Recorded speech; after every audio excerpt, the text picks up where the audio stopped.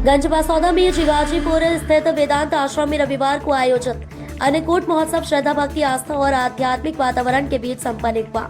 आश्रम परिसर में दिन भर अन्नकूट प्रसादी वितरण के साथ साथ हरि नाम संकीर्तन, भजन कीर्तन और आरती के मधुर स्वर गुंजायमान होते रहे। अन्नकूट के भंडारे में साधु संतों, महंतों, क्षेत्र के जनप्रतिनिधियों, धार्मिक, राजनीतिक, सामाजिक, व्यापारी संगठनों से जुड़े पदाधिकारियों के अलावा करीब 4000 श्रद्धालुओं ने प्रसादी ग्रहण की।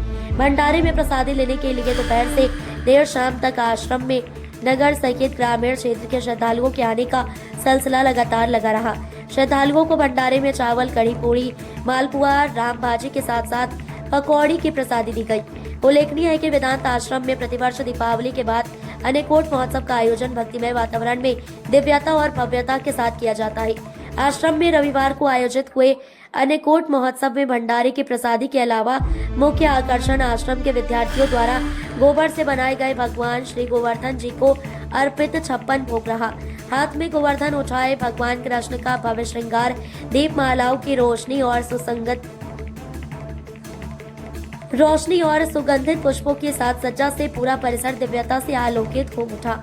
विभिन्न पकवानों के साथ जैसे कि 56 भोग भगवान के चरणों में अर्पित हुआ। आश्रम के विद्यार्थियों, श्रद्धालुओं के गोवर्धन धारी की जय घोष से पूरा आश्रम गूंज उठा। अन्नकूट महोत्सव में लगभग 4000 श्रद्धालुओं ने भगवान के दर्शन किए और प्रसादी ग्रहण कर महंत श्री से आशीर्वाद लिया। भजन मंडलियों ने श्री कृष्ण भक्ति से ओतप्रोत कीर्तन प्रस्तुत कर श्रद्धालुओं को मंत्रमुग्ध कर दिया।